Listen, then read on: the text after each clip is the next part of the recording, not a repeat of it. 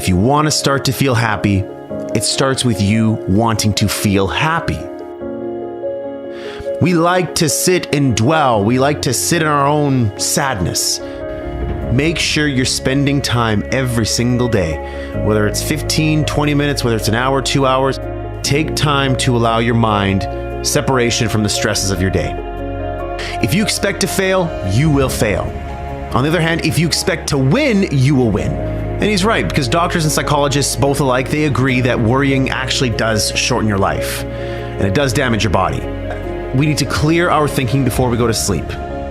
We're talking about a book that Norman Vincent Peale wrote, The Power of Positive Thinking.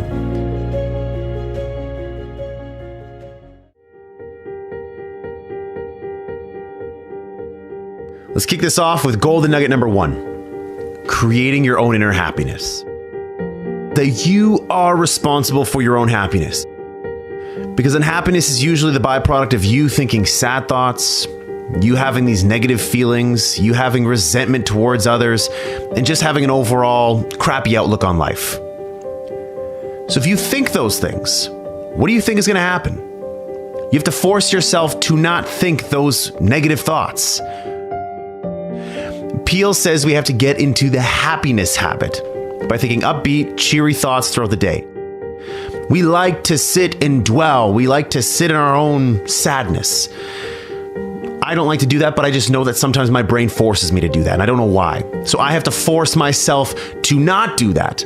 I have to put on upbeat music. I have to go do something productive. I have to get in the gym. I have to go hang around friends that are going to make me laugh. And it's tough. At first, it doesn't feel right. It feels like you're forcing it because you are forcing it. But eventually, it starts to make you feel better. There are miracles happening all around you. There is beauty all around you. Open your eyes and look. Can you see the sun shining? Great. Can you hear the birds chirping? Great.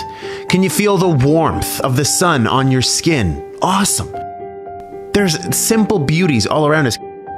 If you want to start to feel happy, it starts with you wanting to feel happy.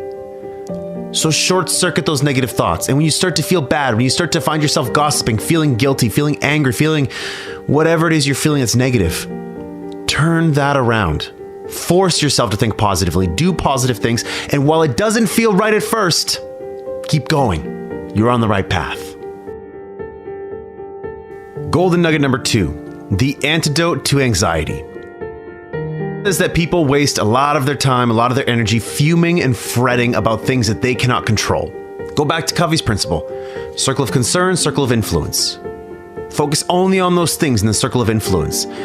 Everything else in the circle of concern, you can't control. You can't affect that. So move on. Don't allow your mind to just spend time in that space. You're wasting your mind's energy. So as part of this antidote to anxiety, Peale says that we need to slow down to relieve our anxiety and to attain peace. And he suggests meditation.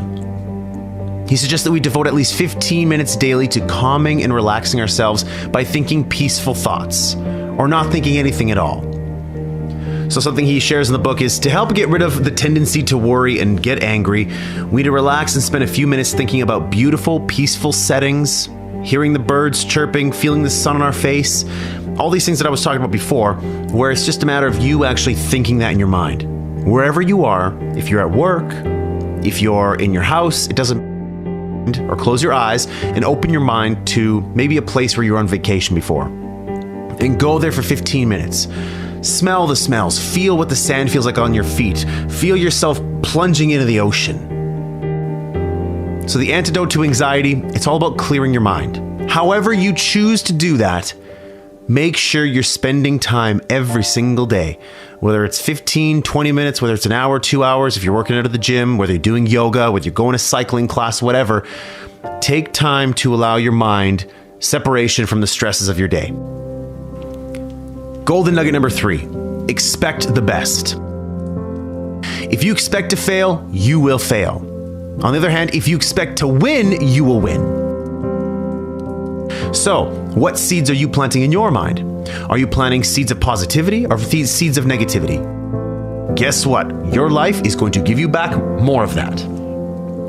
Are you planting seeds of, doubt and, I'm not going to make this work, or something bad is going to happen? If you're planting seeds of that, guess what you're going to get? More of that. Start focusing on the positive. Start focusing on how things can go right. And guess what? When things go wrong, say, there's a lesson in that for me. Because life doesn't happen to me, it happens for me. So everything that's happening is there to teach me a lesson. This isn't a setback, it's a set up. This thing that's really bad, it happened for a reason. I'm going to learn from it and I'm going to get better.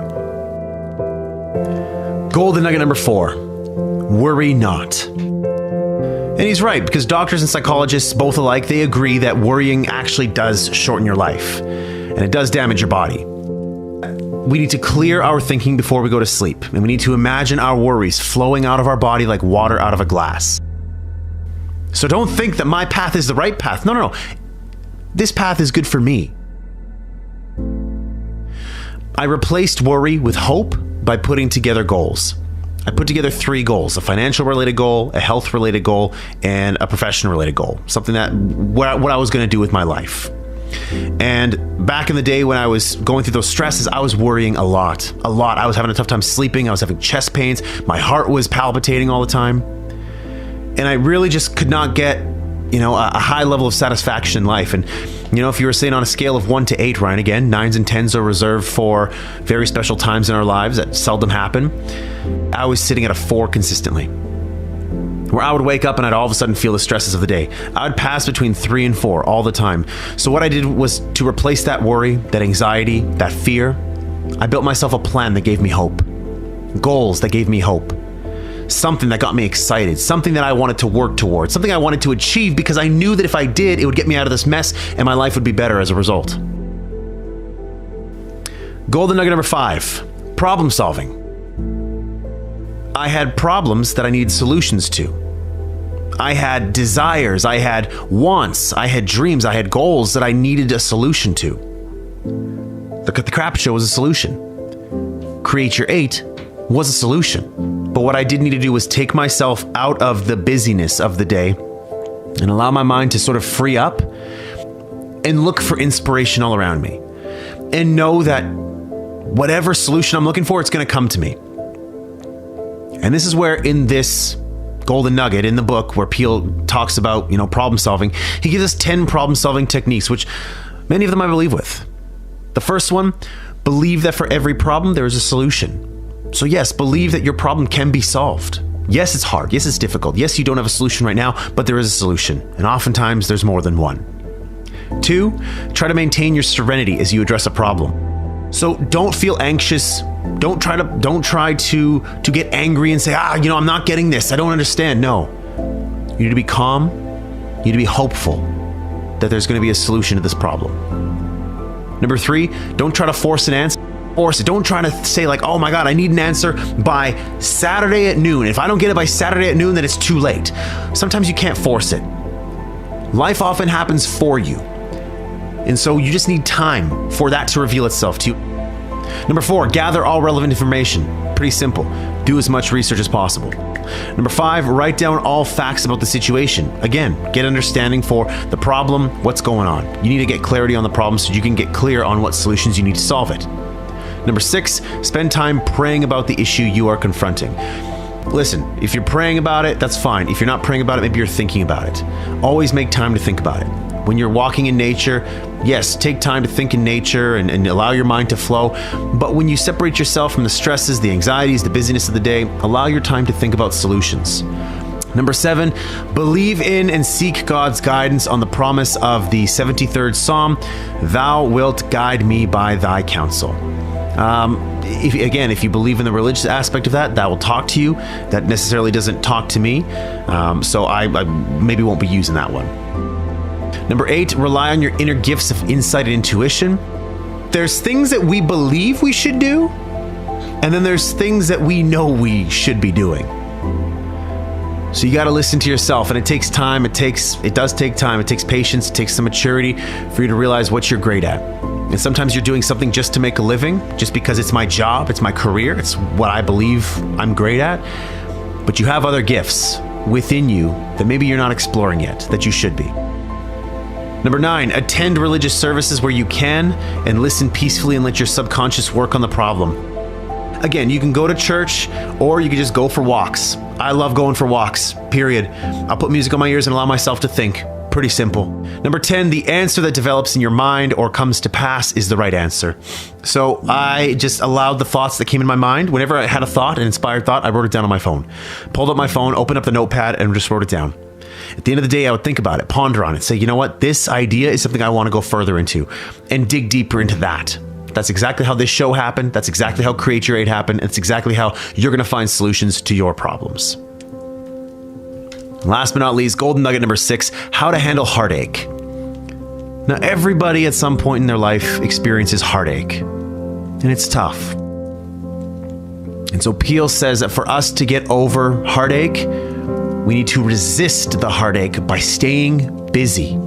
So if you're getting a divorce from your husband or your wife, if you just broke up with your girlfriend or your boyfriend, if you just lost a loved one, if a loved one passed away, a friend, a family member, doesn't matter who it is.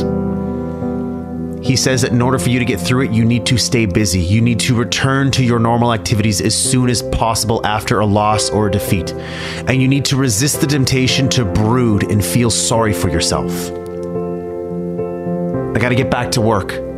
I got to get back to my goals, get back in the gym, get back to eating right, get back to hanging out with my friends, my family, listening to the music that I was listening to. We have to return to life.